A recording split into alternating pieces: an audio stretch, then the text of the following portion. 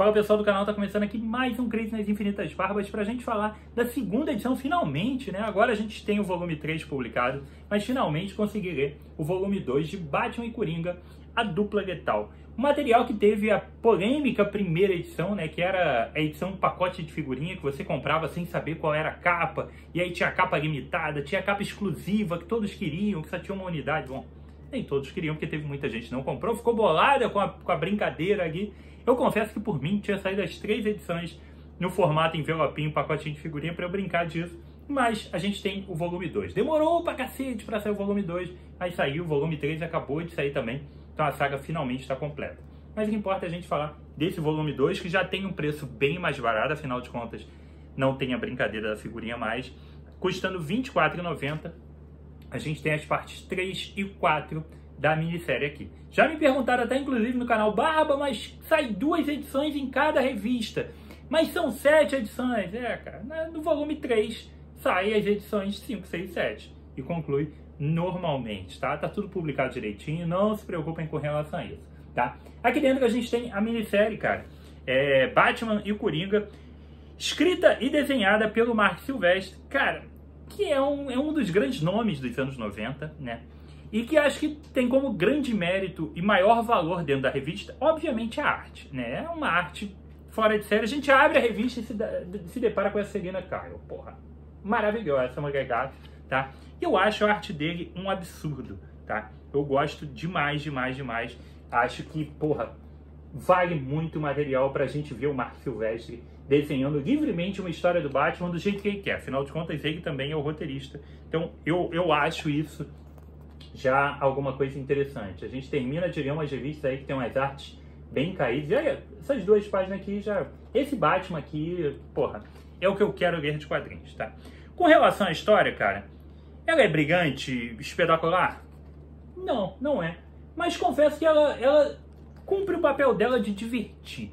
A gente tem o primeiro volume, né? O volume do pacote de figurinha, que tinha coisa que eu já nem lembrava mais, mas a gente sabe que tá rolando ali um grande mistério com alguns assassinatos, e o Coringa tá com uma determinada missão, que ele tem que cumprir alguma coisa. O Batman acaba pegando o Coringa e se aliando a ele nessa tentativa de fazer essas missões para salvar algumas vidas. O volume 1 termina com um cliffhanger, que termina com aquela... O que vai acontecer na próxima edição? Tem um super dilema que o Batman tem que seguir, né? Na verdade, era uma prova para o Coringa seguir, uma grande charada, uma grande... Não é uma prova exatamente, um grande desafio para o Coringa seguir, que o Batman acaba assumindo o papel aí do Coringa para tentar resolver aquele enigma, aquele problema. Isso vai continuar nessa edição aqui. A gente vai ter a resolução disso. É legal. A impressão que eu tenho, tá?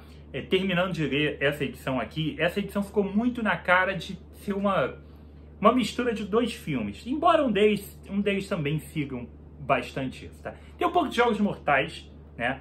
Se você fizer tal coisa de determinado jeito, as pessoas ali vão morrer e tal, você tem que cumprir as regras e tudo mais.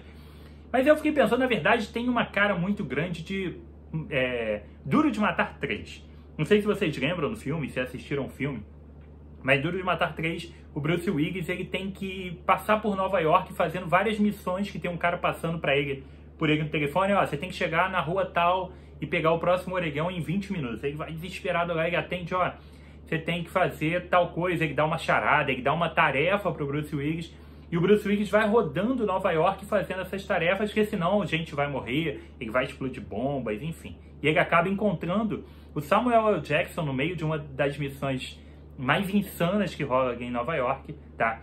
E acaba fazendo uma parceria com o Samuel L. Jackson, e os dois vão juntos aí, tentando desvendar e resolver esses problemas. Essa é a premissa do Máquina Mortífera... Porra, quase falei De Volta para o Futuro. Duro de Matar 3. E é exatamente o que você vai encontrar aqui, cara. É o Batman fazendo essas missões que essa voz misteriosa passa para ele. E ele vai indo para outros lugares tentar fazer esses desafios improváveis, tá? Tem um desafio bem legal aqui no segundo volume, que traz risco a muitas pessoas e parece insolúvel o que vai acontecer e tal. E E a forma como é conduzida a história e a forma como o Coringa está envolvido na história é extremamente interessante, tá? Acho que a relação Batman e Coringa que o Marc Silvestre trabalha aqui, uma relação com uma cara mais anos 90, uma coisa mais leve, mas que pra mim funciona muito bem. Tem uma cena aqui que foi inclusive aquela que eu mostrei pra vocês agora, que ele tem uma tirada de humor assim, que ele faz um Coringa que eu gosto bastante. É um Coringa que é completamente louco e psicopata, mas é um Coringa também... Ele é o palhaço, cara, tá?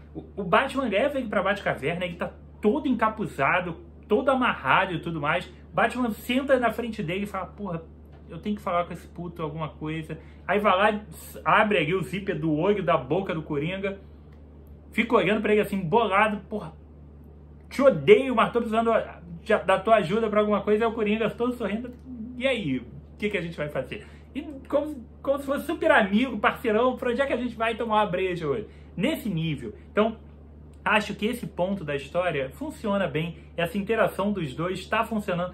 O Batman tá lá com o Coringa como... Qual o nome do outro filme, cara? A dupla vai funcionando também como A Hora do Rush, talvez, que a gente tem ali o... eu não vou lembrar o nome de nada hoje, pelo visto, tá? Mas a gente tem os dois ali, a dupla do Jack Chan com o humorista americano que eu não lembro, e os dois estão naquela dupla improvável ali, e de vez em quando cai na porrada, mas as coisas funcionam.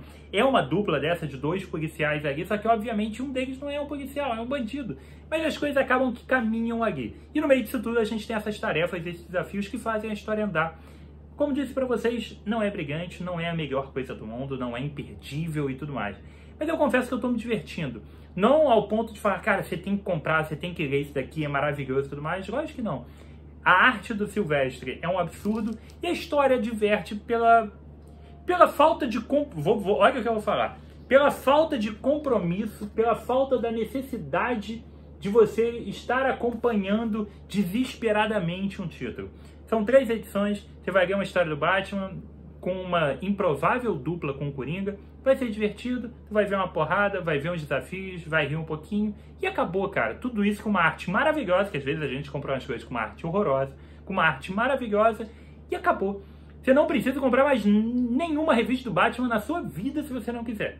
Você não precisa estar comprando a revista mensal, você não precisa ler 350 tains, você não precisa comprar mais nada. Você só compra as 3 edições de Batman e Coringa dupla letal. E eu acho que sempre é um mérito quando a revista funciona minimamente, tá? Se a minissérie for horrorosa, se for uma edição especial péssima, não interessa se ela não tá ligada a nada, porque ela não vai agregar nada, então você tá simplesmente, literalmente, jogando dinheiro fora. Vou dar um exemplo aqui, o Batman, o Dia Ruim, 2 caras. É um negócio descartável. Desculpa a palavra, quase lixo, cara. Não serve pra nada aquilo. Então não adianta ser uma história independente que não tem ligação com mais nada, senão não agrega absolutamente nem o mínimo da diversão e nem a qualidade artística. Aqui sim, a gente tem os dois, tá? Longe de ser brilhante, longe de ser a piada mortal, Batman 1, Cavaleiro das Trevas, lógico que não é nada disso. É uma historinha simples do Marc Silvestre, com a arte espetacular dele. Acho que vale. Comprei o volume 3, daqui a pouco eu leio e mando aqui o review pra vocês. Já compraram? Estão curtindo? Se divertiram? Não compraram porque não gostaram do volume 1? Enfim, diz pra mim o que você achou aí da edição, diz aí também o que você achou do review, enfim, escreve aqui embaixo, deixa o like, não esqueça de se inscrever também no canal, ative a notificação do sininho e se inscreve lá no Insta do Barbas também. Se for comprar pela Amazon, use o link do Barba que você ainda ajuda aqui o trabalho do canal, beleza? Então foi isso, aqui comigo Rodrigo, mais um review de quadrinhos, um abraço e até a próxima.